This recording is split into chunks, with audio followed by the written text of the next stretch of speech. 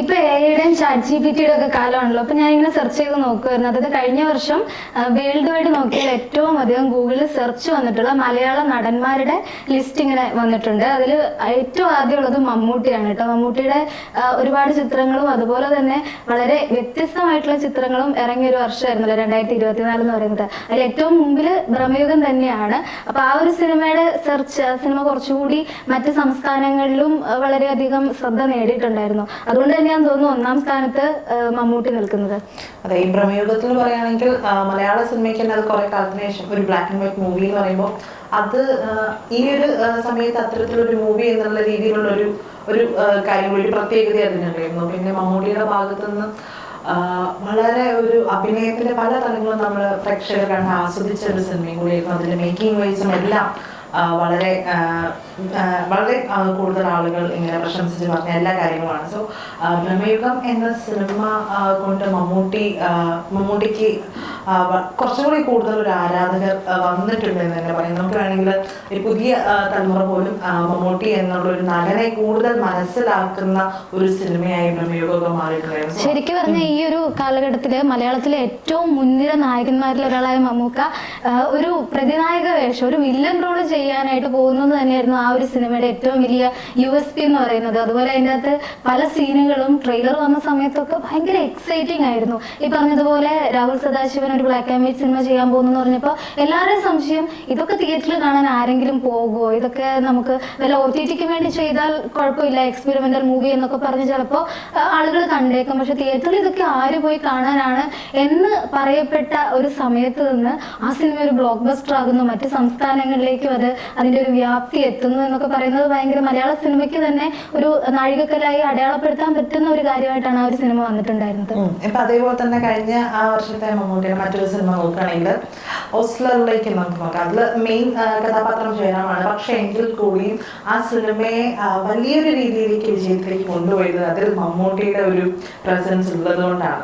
അതിലും മമ്മൂട്ടി ഇതുപോലെ തന്നെ ഒരു ഗ്രേ ഷെയ്ഡിൽ വന്നിട്ടാണ് പിന്നീട് ആ കഥയുടെ ഒരു വികാസത്തിലാണ് അദ്ദേഹത്തിന്റെ ക്യാരക്ടറും ഒരു പോസിറ്റീവ് എന്ന് പൂർണ്ണമായിട്ടും പറയാൻ പറ്റില്ല. എന്നാൽ പോലും കുറെ നേരത്തേക്ക് ജയറാമിന്റെ ഓപ്പോസിറ്റ് ആയിട്ട് വരുന്നത് മമ്മൂട്ടിയുടെ കഥാപാത്രമാണ് എന്നൊരു സൂചനയാണ് ആ സിനിമ നൽകിയിട്ടുണ്ടായിരുന്നത്. പിന്നെ മമ്മൂട്ടിയുടെ തന്നെ ആ സമയത്ത് ഇറങ്ങിയ സിനിമകളാണ് ടർബോ, അതേപോലെ തന്നെ മനോരഥങ്ങളിലും ഒരു ഭാഗം. അതെ, മനോരഥങ്ങളിലും ഒരു കടുകണ്ണാവ യാത്രക്കുറിപ്പ് എന്ന് പറയുന്ന ആ ഒരു ഇത് വളരെ നല്ല രീതിയിൽ തന്നെ ചർച്ച ചെയ്യപ്പെട്ടു. പക്ഷെ വലിയൊരു വിജയം ഒന്നും പറയേണ്ട അങ്ങനത്തെ ഒരു രീതിയിലേക്കൊന്നും പോയിട്ടില്ല. കാരണം അത് OTTയിലേക്ക് വന്ന സിനിമകളാണ്. അപ്രിസിയേഷൻ ലഭിച്ചിട്ടുണ്ട് തീർച്ചയായിട്ടും. എന്തായാലും ഈ സിനിമകളൊക്കെ മമ്മൂട്ടിയുടെ വളരെ വ്യത്യസ്തമായിട്ടുള്ള അഭിനയം വീണ്ടും കാണാൻ നമുക്ക് ഭാഗ്യം വന്നിട്ടുള്ള സിനിമകൾ തന്നെയായിരുന്നു. ഇനിയിപ്പം ചാറ്റ് ജിപിടി ലിസ്റ്റിൽ 2ാം സ്ഥാനത്തിലേക്ക് നോക്കുകയാണെങ്കിൽ അതിൽ മോഹൻലാലായിരിക്കും. പക്ഷെ മോഹൻലാലിന്റെ കഴിഞ്ഞ വർഷത്തെ സിനിമകൾ എന്ന് പറയുന്നത് വളരെ ചെറിയ കുറച്ച് സിനിമകൾ തന്നെയാണ്.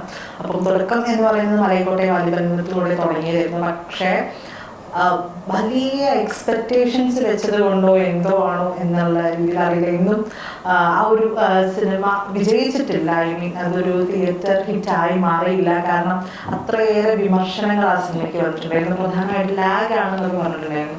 പക്ഷെ അതേസമയം ആ സിനിമയെ ഇഷ്ടപ്പെട്ട ഒരുപാടായിരുന്നു കേട്ടോ. അത് മോഹൻലാലിന്റെ വീണ്ടും ഒരു അഭിനയം കുറച്ചും കൂടി നന്നായിട്ടുള്ള കുറെ കാര്യങ്ങൾ നമ്മൾ അതിൽ കണ്ടിട്ടുണ്ടായിരുന്നു. അതിന്റെ മേക്കിംഗ് ഒരുപാട് ആളുകൾക്ക് ഇഷ്ടപ്പെട്ടിട്ടുണ്ടായിരുന്നു. സോ അത്തരത്തിൽ ആ സിനിമയെ ഇഷ്ടപ്പെട്ടവരുണ്ട്, അതേസമയം ആ സിനിമയെ വിമർശിച്ച് കുറെ ആളുകൾ രംഗത്തെത്തിയിട്ടുണ്ടായിരുന്നു. അതുപോലെ ലിജോ ജോസ് പെല്ലിശ്ശേരി മീഡിയയുടെ മുമ്പിൽ വന്ന് സംസാരിക്കേണ്ട ഒരു സാഹചര്യമൊക്കെ ഉണ്ടാക്കിയത് ശരിക്കും സിനിമാ പ്രേമികൾക്ക് വേദന സമ്മാനിച്ച ഒരു ഇവന്റ് തന്നെയായിരുന്നു. പക്ഷെ എനിക്ക് തോന്നുന്നു ഈ വർഷത്തില് 2024 ഈ സിനിമകൾ വലിയ വിജയമായില്ലെങ്കിൽ പോലും മോഹൻലാലിന്റെ പേര് ഇത്രയും സെർച്ച് വരാൻ 2 കാരണങ്ങൾ കൂടി ഉണ്ടെന്ന് ഞാൻ വിചാരിക്കുന്നത്. ഒന്ന്, നേരെന്ന് പറയുന്ന സിനിമ 2023 അവസാനമാണ് റിലീസ് ആയിട്ടുണ്ടായിരുന്നത്. അതിന്റെ ഒരു സക്സസ് ശരിക്കും ആ ഒരു ജനുവരിയോട് കൂടിയൊക്കെ തന്നെയാണ് സോഷ്യൽ മീഡിയയിൽ ഏറ്റവും കൂടുതൽ ട്രെൻഡിങ്ങിൽ വന്നത്. അതിലെ കുറെ റീൽസ് ഒക്കെ ഭയങ്കര വൈറലായിരുന്നു.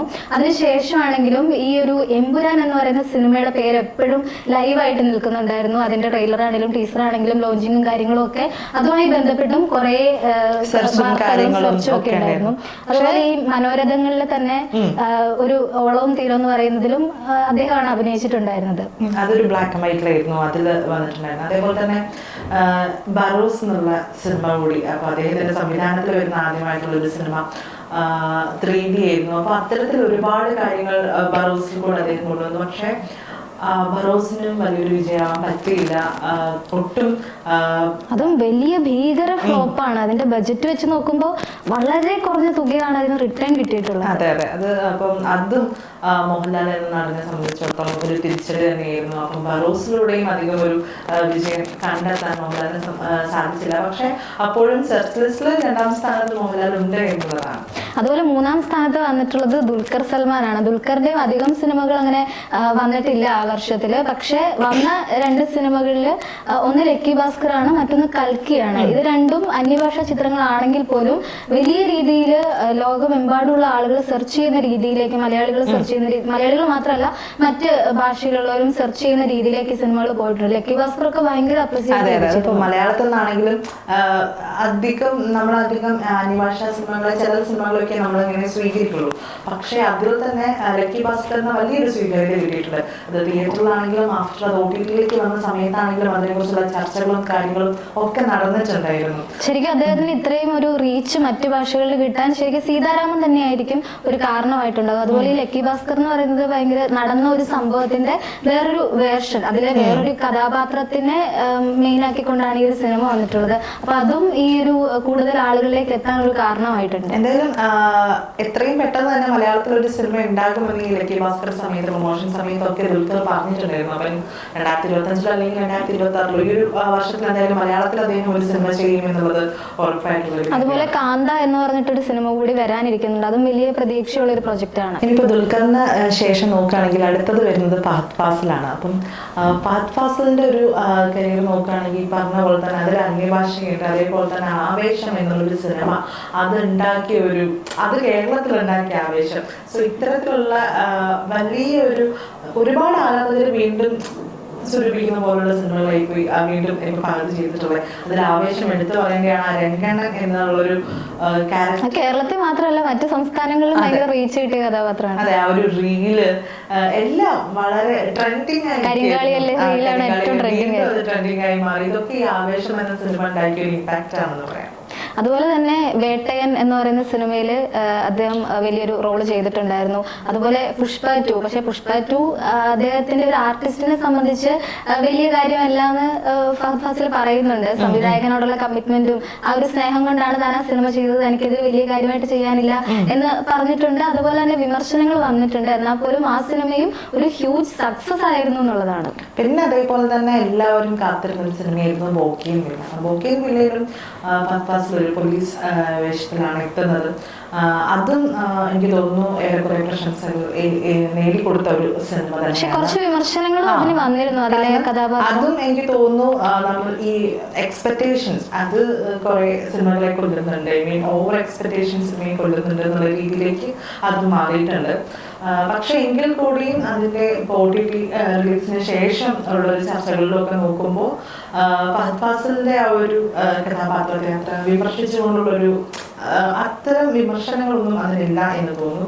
അധികവും വിമർശനം എനിക്ക് വന്നതൊന്നും ആ ഒരു സിനിമയെ വെച്ച് നോക്കുമ്പോൾ അതിന്റെ അവസാനത്തേക്കുള്ള ക്ലൈമാക്സ് രീതിയും അത് എന്തുകൊണ്ട് അങ്ങനെ ചെയ്തു, അങ്ങനെയുള്ള കുറെ കാര്യങ്ങളിലേക്കാണ് വീണ്ടും വിമർശനം പോയിട്ടുള്ളത്. അതുപോലെ തന്നെ അദ്ദേഹത്തിന് ഇനി വരാനിരിക്കുന്ന സിനിമകളും ഭയങ്കര അടിപൊളി സിനിമകളാണെന്നുള്ള പ്രതീക്ഷയുണ്ട്. കാരണം ഇപ്പൊ മലയാളത്തിലാണെങ്കിൽ കരാട്ടെ ചന്ദ്രൻ എന്ന് പറഞ്ഞിട്ടൊരു സിനിമ വരാൻ പോകുന്നുണ്ട്. അതൊരു മഹേഷിന്റെ പ്രതികാരം ലെവലായിരിക്കും എന്ന സൂചനകളാണ് കിട്ടിയിട്ടുള്ളത്. അതുപോലെ ഇപ്പൊ മാരീഷൻ എന്ന് പറയുന്ന തമിഴ് സിനിമയുടെ ഒരു റിലീസ് പ്രഖ്യാപിച്ചിട്ടുണ്ട്. അതുപോലെ ഓടും കുതിര ചാടും കുതിര, അങ്ങനെ ചില സിനിമകളും കൂടി അണിയറയിലുണ്ട്. അടുത്തപ്പോ ഫഹദ് ഫാസിലിന് തൊട്ട് താഴെയായിട്ട് പൃഥ്വിരാജിനെയാണ് ആളുകൾ ഏറ്റവും കൂടുതൽ സെർച്ച് ചെയ്തിട്ടുള്ളത്. അപ്പം 2024 തുടക്കം തന്നെ കൊണ്ടുപോയ ഒരു നടൻ എന്ന് പറയാം. കാരണം ആടുജീവിതം എന്ന സിനിമയായിരുന്നു. കാരണം ഇതേപോലെ തന്നെ മലയാളികൾ വളരെ കാലം കൂടുതൽ കാത്തിരുന്ന ഒരു സിനിമയാണ് ആടുജീവിതം. കാരണം അതിന്റെ മേക്കിംഗ്, പൃഥ്വിരാജ് അതിനെടുത്ത ഒരു ട്രാൻസ്ഫോർമേഷൻ, ഇതെല്ലാം വലിയ രീതിയിൽ ആരാധകരെ ഇൻഫ്ലുവൻസ് ചെയ്തിട്ടുണ്ട്. അതുകൊണ്ട് തന്നെ ആ സിനിമ വലിയൊരു ബോക്സ് ഓഫീസ് ഹിറ്റ് തന്നെയായിരുന്നു. എനിക്ക് തോന്നുന്നു പൃഥ്വിരാജിന് ഇതിലൊറ്റയ്ക്ക് ഒരു സിനിമ 100 കോടിയിലേക്ക് എത്തിക്കാൻ പറ്റിയിട്ടില്ല എന്നുള്ള രീതിയിലൊക്കെയുള്ള വിമർശനങ്ങളായിരുന്നു. പക്ഷെ ആ സിനിമയോടെ അതും മറികടന്നു എന്നുള്ളത് എടുത്തു പറയാൻ തോന്നുന്നു. അതുപോലെ അവാർഡുകൾ ഒരുപാട് കിട്ടിയ സിനിമയാണ്. അതുപോലെ കേരള സംസ്ഥാന സർക്കാരിന്റെ പുരസ്കാരം ബെസ്റ്റ് ആക്ടർക്കുള്ള അവാർഡും പൃഥ്വിരാജിന് കിട്ടിയ ഒരു വർഷമാണ് കഴിഞ്ഞു പോയിട്ടുള്ളത്. അതെ, അത് കഴിഞ്ഞിട്ട് പിന്നെ നോക്കുകയാണെങ്കിൽ ഗുരുവായൂർ അമ്പലനടയിൽ അപ്പൊ രണ്ട് വ്യത്യസ്തമായിട്ടുള്ള ഒരു സിനിമ. പക്ഷെ ആ ഗുരുവായൂർ അമ്പലനടയിൽ കണ്ട ഒരു പൃഥ്വിരാജിന്റെ ഒരു എനർജി ഉണ്ട്. അത് വീണ്ടും എന്താ പറയാ വളരെ ഇഷ്ടപ്പെട്ടുള്ള, അല്ലെങ്കിൽ അതും പൃഥ്വിരാജ് ബേസിലാണ് അവിടെ ഉള്ളൊരു കൂട്ടുകെട്ട്. ആ ഒരു കോംബോയിൽ നമ്മൾ അപ്പോഴായിരുന്നു കണ്ടത്. അപ്പൊ അതും ആൾക്കാർക്ക് ഒരുപാട് ഇഷ്ടപ്പെട്ടു എന്ന് തന്നെ പറയണം. അപ്പൊ അതിൽ അതുപോലെ തന്നെ ഇപ്പം എമ്പുരാനിലേക്ക് വരുന്ന സമയത്തും അദ്ദേഹത്തിന്റെ ആ ഒരു പ്രൊജക്ടിന് പുറകെയാണ് അദ്ദേഹം അത്രയും നാൾ ഉണ്ടായിരുന്നത്. എന്നിട്ടും അതിനിടയിൽ കൂടിയാണ് ഇത്രയും വലിയ നല്ല 2 സിനിമകൾ എത്തുന്നു, അത് ബോക്സ് ഓഫീസ് ഹിറ്റ് അടിക്കുന്നു, മികച്ച നടനുള്ള സംസ്ഥാന അവാർഡ് വാങ്ങുന്നു, മറ്റ് അവാർഡുകളും ലഭിക്കുന്നു. അങ്ങനെ ഒരു നല്ല പൃഥ്വിരാജിന്റെ കരിയറിലെ ഏറ്റവും നല്ല വർഷങ്ങളിലൂടെ കൂടിയാണ് കടന്നു പോകുന്നതെന്ന് തോന്നുന്നു. എമ്പുരാനിലേക്ക് നോക്കുകയാണെങ്കിൽ 2025 പൃഥ്വിരാജിന്റെ ഒരു വലിയ ഒരു നാഴികക്കല്ല് എന്ന് പറയുന്ന ഒരു വർഷം തന്നെയാണ്. കാരണം സംവിധാനത്തില് വളരെ എല്ലാവരും പ്രശംസിച്ചുകൊണ്ടിരിക്കുകയാണ് എമ്പുരാന്റെ ആ ഒരു സംവിധാനം 200 കോടി എത്തിയിരിക്കുകയാണ്. മറ്റു ചില വിമർശനങ്ങളും കാര്യങ്ങളും ഒക്കെ നിൽക്കുന്നുണ്ടെങ്കിലും പൃഥ്വിരാജ് എന്ന സംവിധായകനെ മലയാളികൾ ഏറ്റെടുത്തൊരു നിമിഷം എന്ന് തന്നെ പറയാം. അത് ലൂസിഫറിലും അതേപോലെ തന്നെ പ്രോഡാഡിയിലൊക്കെ കണ്ടതാണ് എങ്കിലും ഇതൊന്നും കൂടി അതിലേക്ക് ഒരു കൂട്ടി ഉറപ്പിക്കുന്ന രീതിയിലാണ് എമ്പുരാന്റെ കാര്യങ്ങൾ കൂടി എടുത്ത് പറയുന്നത്. അദ്ദേഹത്തിന്റെ ഇനി വരാനിരിക്കുന്ന സിനിമകളും പ്രതീക്ഷയുള്ളത് തന്നെയാണ്. ഇപ്പൊ വിലായത്ത് ബുദ്ധ ഒക്കെ അണിയറയിൽ ഒരുങ്ങുന്നുണ്ട്. അതുപോലെ കാളിയുടെ ചില പോസ്റ്ററുകളൊക്കെ വരുന്നുണ്ട്. പിന്നെ അതുപോലെ നോക്കിയിട്ടുണ്ടെങ്കിൽ പൃഥ്വിരാജും മമ്മൂട്ടിയും ഒന്നിച്ചൊരു സിനിമ എത്തുന്നു എന്നൊക്കെ പറയപ്പെടുന്നുണ്ട്. നമുക്ക് റൂമറാണോ എന്നൊന്നും അറിയില്ല. എന്നാലും അങ്ങനെയൊക്കെയുള്ള സിനിമകൾ വീണ്ടും വരികയാണെങ്കിൽ കുറച്ചുകൂടി അദ്ദേഹത്തിന്റെ കരിയർ കൂടുതൽ ബ്രൈറ്റ് ആവുന്ന നമുക്ക് കാണാൻ പറ്റുമെന്ന് തോന്നുന്നു. ഇനി പൃഥ്വിരാജിന് ശേഷം നോക്കുകയാണെങ്കിൽ അടുത്തതായിട്ട് വരുന്നത് നിവിൻ പോളിയാണ്. അപ്പം നിവിൻ പോളിയുടെ കഴിഞ്ഞ വർഷത്തിൽ 2024 എന്ന് പറയുന്നത് അത് വർഷങ്ങൾക്ക് ശേഷത്തിൽ അദ്ദേഹം വരുന്ന ഒരു 8-10 മിനിറ്റിന്റെ ഒരു ഭാഗമുണ്ട്. ആ സിനിമയെ തന്നെ അതുവരെ എങ്ങനെയായിരുന്നു ആ സിനിമ പോയതെങ്കിൽ പിന്നെ ആ സിനിമ നേരെ ഹൈക്ക് ആ ഒരു ഗ്രാഫ് ഉണ്ട് ആ സിനിമയ്ക്ക്. ആ ഗ്രാഫിലുള്ള ഒരു ചേഞ്ച് കൊണ്ടുവന്നത് നിവിൻ പോളി എന്ന ആക്ടറാണെന്ന് നമുക്ക് കണ്ണുപൂട്ടി പറയാൻ പറ്റും. മാത്രമല്ല ബോഡി ഷേമിങ് ചെയ്യുന്നോളാ എന്ന് ചോദിച്ചിട്ടുള്ള അദ്ദേഹത്തിന്റെ ആ ഒരു ഡയലോഗ്, ആ കുറച്ച് സംഭാഷണങ്ങൾ അതൊക്കെ ഏറ്റെടുത്തു എന്ന് തന്നെ പറയാം മലയാളികൾ. കാരണം കഴിഞ്ഞ കുറെ കാലമായിട്ട് നിവിൻ പോളിന്റെ ആ ഒരു എന്താ പറയാ തകർച്ചയായിരുന്നു. പക്ഷെ ആ ഒരു സമയത്താണ് അദ്ദേഹത്തിന്റെ അടിപൊളി ഒരു പെർഫോമൻസ് മലയാളികൾ തിയേറ്ററിൽ കാണുന്നത്. അപ്പൊ കിട്ടിയ ഒരു ആവേശം എന്ന് പറയുന്നത് അത് പക്ഷെ അത് മലയാളി ഫ്രം ഇന്ത്യ എന്ന് പറഞ്ഞ സിനിമയിലേക്ക് വന്നപ്പോ അതുപോലെ തന്നെ അണഞ്ഞു പോവുകയും ചെയ്തു. അത് അങ്ങനെയും അതിൽ പോയി എന്ന് പറയാം. അപ്പൊ അദ്ദേഹത്തിന്റെ ഒരു തിരിച്ചുവരവ് ശരിക്കും നമ്മൾ ആഗ്രഹിക്കുന്നുണ്ട് എല്ലാവരും. ഇനി 7 കടൽ 7 മല പോലെയുള്ള റാമിന്റെ ഒക്കെ സിനിമകൾ വരാൻ പോകുന്നുണ്ട്. അതിലൊക്കെ ആ ഒരു തിരിച്ചുവരവ് ഉണ്ടാവുന്നത് തന്നെയാണ് പ്രതീക്ഷിക്കുന്നത്. മാത്രമല്ല കഴിഞ്ഞ കുറച്ച് ദിവസങ്ങളായിട്ട് പുള്ളി കുറച്ച് ഫോട്ടോസ് ഇടാറുണ്ട് പുള്ളിയുടെ. അപ്പൊ അതിലൊരു ട്രാൻസ്ഫോർമേഷൻ ഉണ്ട്. ആ ഒരു വെയിറ്റ് ജേർണി അത് കുറയ്ക്കുന്ന ഒരു സംഭവം. അപ്പൊ അത് മലയാളികൾ ഏറ്റെടുക്കണം. കാരണം ഞങ്ങൾക്ക് ആ പഴയ നിവിനെ വേണം എന്നുള്ളൊരു സംഭവം. ആക്ഷൻ ഹീറോ വിജയ് ഒക്കെ വരാനിരിക്കുന്നുണ്ട് 2ാം ഭാഗം. അതെ, മാത്രമല്ല നിവിന്റെ ഒരു ചെറിയൊരു വീഡിയോ ഇങ്ങനെ കഴിഞ്ഞ സമയത്ത് ഇങ്ങനെ വൈറലായിട്ടുണ്ടായിരുന്നു. അപ്പൊ ആ സമയത്ത് നേരത് കൺവേർട്ട് ചെയ്യുന്നത് പ്രേമ സിനിമയുടെ ഒരു വീഡിയോ ക്ലിപ്പായിട്ടുള്ളായിരുന്നു. അപ്പൊ അതൊക്കെ വളരെ കൂടുതൽ റീച്ചാണ് പോയത്. കാരണം സെലിബ്രിറ്റീസ് തന്നെ ആ വീഡിയോസ് ഷെയർ ചെയ്യുന്നെങ്കിൽ നിവിനുമായിട്ട് ഭയങ്കര അടുപ്പുള്ള വിനീത് ശ്രീനിവാസനൊക്കെ ആണെങ്കിലും ആ വീഡിയോ കാണുന്നു, അതിനെ കുറിച്ച് സംസാരിക്കുന്നു. പല ഇന്റർവ്യൂസിലും അത് മെൻഷൻ ചെയ്ത് അവർ തന്നെ പറയുന്നു. എല്ലാവരും ഈ നിവിൻ പോളിയുടെ ഒരു തിരിച്ചു വരും. കാരണം എന്നും മലയാളികൾക്ക് വളരെ ഇഷ്ടമുള്ള ഒരു കാര്യമാണ്. അപ്പം സിനിമകൾ പരാജയപ്പെട്ടിട്ടുണ്ടെങ്കിലും നിവിൻ പോളിയുടെ ഒരു തിരിച്ചുവരവ് ആരാധകർ പ്രതീക്ഷിക്കുന്നുണ്ട്, അതിനായി കാത്തിരിക്കുന്നുണ്ടെന്ന് പറയാം. അതുകൊണ്ട് ഈ ഒരു സെർച്ച് ലിസ്റ്റില് നിവിൻ പോളിന്റെ പേര് വരുന്നില്ലെങ്കിൽ മാത്രമേ നമുക്ക് അത്ഭുതപ്പെടാനുള്ളൂ. അതുപോലെ ഇതിന് ശേഷം വരുന്നത് ടൊവിനോ തോമസ് ആണ്. അദ്ദേഹത്തിന്റെ സിനിമകൾ നോക്കിയിട്ടുണ്ടെങ്കിൽ അന്വേഷിപ്പിൻ കണ്ടെത്തും എന്ന സിനിമ, അതുപോലെ ARM ഭയങ്കര വിജയമായ സിനിമയാണ്. ഇത്തരത്തിലുള്ള സിനിമകൾ തന്നെയാണ് കഴിഞ്ഞ വർഷം അദ്ദേഹത്തെ ഈ സെർച്ചിൽ ഏറ്റവും കൂടുതൽ മുന്നിൽ എത്തിച്ചിട്ടുള്ളത്. അതുപോലെ ഈ എമ്പുരാനിലെ വേഷവും അതിന് കാരണമായിട്ടുണ്ട്. അതെ. പിന്നെ ഈ 2025 തുടക്കത്തിൽ തന്നെയാണ് ഈ ഐഡന്റിറ്റി പോലുള്ള സിനിമകൾ വന്നത്. സോ എല്ലാം പിന്നെ നടികർ എന്നുള്ളൊരു സിനിമയും കഴിഞ്ഞ 2024 കണ്ടിട്ടുണ്ടായിരുന്നു. സോ അത്തരത്തിലുള്ള കുറച്ച് സിനിമകളും ടൊവിനോ ഉണ്ടായിരുന്നു. അപ്പൊ ടൊവിനോയും എന്തായാലും അദ്ദേഹത്തിന്റെ കരിയറും നല്ല രീതിയിലൊരു ഉയർച്ചയിലേക്ക് പോയൊരു ടൈം തന്നെയായിരുന്നു 2024 പറയുന്നത്. അതിൽ അടുത്തത് വരുന്നത് ദിലീപാണ്. ദിലീപിന്റെ സിനിമകൾ നോക്കിയിട്ടുണ്ടെങ്കിൽ പവി കെയർ ടേക്കർ എന്ന് പറഞ്ഞ സിനിമയും അതുപോലെ തങ്കമണിയുമാണ് ഈ കഴിഞ്ഞ വർഷം വന്നിട്ടുള്ളത്. പക്ഷെ ഇതൊക്കെ ഹിറ്റാണോ എന്ന് ചോദിച്ചാൽ നമുക്കങ്ങനെ പറയാൻ പറ്റില്ല. പണ്ടത്തെ അത്രയും ജനപ്രീതിയോ അല്ലെങ്കിൽ അത്രയും ആളുകളെ തിയേറ്ററുകളിലേക്ക് എത്തിക്കാനോ ഒന്നും ഈ സിനിമകൾക്ക് സാധിച്ചിട്ടില്ല. എന്നിരുന്നാൽ പോലും സെർച്ചില് 9ാം സ്ഥാനത്ത് ദിലീപിന്റെ പേരുണ്ട്. 9ാം സ്ഥാനത്തല്ല 8ാം സ്ഥാനത്ത് ദിലീപിന്റെ പേരുണ്ട്. ഈ സിനിമകൾ പരാജയമാണ്, അല്ലെങ്കിൽ ഈ സിനിമകൾ വലിയ രീതിയിൽ വിജയം കണ്ടില്ല എങ്കിൽ പോലും 8ാം സ്ഥാനത്ത് സെർച്ചിൽ അദ്ദേഹത്തിന്റെ പേര് വന്നിട്ടുണ്ട്. അതെ, കാരണം അദ്ദേഹത്തിന് തൊട്ട് താഴെയാണ് ജയറാമിന്റെ പേരുള്ളത്. ജയറാം ഇപ്പൊ കഴിഞ്ഞ 2024 ഈ ഓസ്ലർ എന്ന സിനിമയിൽ പ്രധാന കഥാപാത്രമായിട്ട് എത്തിയിട്ടുണ്ട്. അപ്പം അദ്ദേഹം തന്നെ അഭിമുഖത്തിൽ പറയുന്നുണ്ടായിരുന്നു, ഞാൻ ഇനി മലയാളികളുടെ ഈ ഒരു സ്നേഹം ഞാൻ ഇനി വിട്ടുകളയില്ല, ഞാനത് കുറച്ച് കാലമായിട്ട് എനിക്കത് മലയാളത്തിലേക്ക് അങ്ങനെ കംപ്ലീറ്റ് ആയിട്ടൊരു സിനിമ ചെയ്യാനൊന്നും പറ്റിയിട്ടുണ്ടായിരുന്നില്ല എന്നുള്ള ഒരു രീതിയിൽ അദ്ദേഹം പറഞ്ഞിട്ടുണ്ട്. കാരണം ആ ഒരു സിനിമ കാരണം ജയറാം എന്നുള്ളൊരു നടനോടുള്ളൊരു ഇഷ്ടം എന്തായാലും, കാരണം അതിലധികം ഈ തിയേറ്റർ ആളുകൾക്ക് പറഞ്ഞിട്ടുണ്ടായിരുന്നു ഫാമിലി ഓഡിയൻസ് എത്തിയിട്ടുണ്ടായിരുന്നു എന്നുള്ളത്. കാരണം ഈ ഫാമിലി ഓഡിയൻസിന് തിയേറ്ററിലേക്ക് എത്തിക്കാനുള്ളൊരു കഴിവുള്ള കുറച്ച് നടന്മാരുണ്ട്. അപ്പൊ അതിലൊരു ആദ്യ സമയങ്ങൾക്ക് ഒരു പ്രധാനമായിരുന്നു ജയറാം. ജയറാമിന്റെ ഒരു സിനിമ എത്തുന്നു, ആ സിനിമ സക്സസ് ആയിക്കൊണ്ടിരിക്കുന്നു, അപ്പോൾ ഫാമിലി ഓഡിയൻസ് എത്തുന്നു എന്നുള്ളത് തിയേറ്റർ ഉടമകൾക്ക് അത് വലിയൊരു നേട്ടമായി മാറിയിട്ടുണ്ട്. അതോടൊപ്പം തന്നെ ആ സിനിമയുടെ വിജയത്തിൽ വലിയൊരു പങ്ക് മമ്മൂട്ടിയുടെ കഥാപാത്രത്തിനും കൂടി ഉണ്ട്. പിന്നെ അതുപോലെ ഗുണ്ടൂർക്കാരൻ എന്ന് പറയുന്ന മഹേഷ് ബാബു ശ്രീലീല കൂട്ടുകെട്ടിൽ വന്ന ആ സിനിമയിലും ജയറാം നല്ലൊരു വേഷം അവതരിപ്പിച്ചിട്ടുണ്ട്. അതുപോലെ തന്നെ വിജയുടെ ഗോട്ട് എന്ന് പറഞ്ഞ ചിത്രത്തിലും അദ്ദേഹത്തിന് ഒരു നല്ല വേഷം അവതരിപ്പിക്കാൻ പറ്റിയിട്ടുണ്ട്. അതുകൊണ്ട് തന്നെ ആയിരിക്കണം സെർച്ചിൽ ഇപ്പോഴും അദ്ദേഹം മുമ്പിൽ തന്നെ നിൽക്കുന്നത്. സിനിമകൾ കുറവാണ്, എണ്ണത്തിൽ കുറവാണ്, പക്ഷെ എന്നാൽ പോലും അദ്ദേഹം മുമ്പിൽ തന്നെ ഉണ്ട്. അപ്പൊ അതിന് ഏറ്റവും ലാസ്റ്റ് അല്ലെങ്കിൽ 10ാം സ്ഥാനത്ത് എന്ന് പറയുന്നത് സുരേഷ് ഗോപിയാണ്. അപ്പം സുരേഷ് ഗോപി 2024 ആളുകൾ കൂടുതൽ സെർച്ച് ചെയ്യാനുള്ള ഒരു കാരണമായിട്ട് എനിക്ക് തോന്നുന്നത് അദ്ദേഹത്തിന്റെ ഈ ലോക്സഭയിലേക്കുള്ള അദ്ദേഹത്തിന്റെ ഇലക്ഷനും ആ ഒരു ജയവും ഒക്കെ തന്നെയാണ്. തൃശ്ശൂർ അവസാനം എടുത്തു എന്നൊക്കെ പറഞ്ഞുകൊണ്ടുള്ള ഒരു കാര്യം തന്നെയാണ് സുരേഷ് ഗോപിയെ സംബന്ധിച്ചിടത്തോളം ആ ഒരു വർഷം അദ്ദേഹത്തിന് കൂടുതൽ എന്താ പറയാ നൽകിയത്. പിന്നെ അദ്ദേഹത്തിന്റെ എനിക്ക് തോന്നുന്നു കുറെ ഈ പൊളിറ്റിക്സ് പരമായിട്ടുള്ള കാര്യങ്ങൾ തന്നെയാണ്. കാരണം ഒരുപാട് വിഷയങ്ങൾ അദ്ദേഹത്തിന്, കാരണം പല പ്രതികരണങ്ങളും അദ്ദേഹത്തെ വൈറലാക്കുകയും ട്രോളിലേക്ക് മാറ്റുകയൊക്കെ ചെയ്തിട്ടുള്ള പ്രതികരണങ്ങളൊക്കെ ഉണ്ടായിരുന്നു. നമുക്ക് ആ രീതിയിൽ കൂടിയാണ് സുരേഷ് ഗോപിയുടെ ഒരു സെർച്ച് കാര്യങ്ങളൊക്കെ പോയിട്ടുണ്ടാവുക എന്ന് തോന്നുന്നു. പിന്നെ ഈ ഒരു ലിസ്റ്റ് അല്ലാതെ തന്നെ ഇപ്പം വേറെയും ഒരുപാട് താരങ്ങളെ കുറിച്ച് ഇപ്പം സംസാരിക്കേണ്ടതുണ്ട്. ലൈക്ക്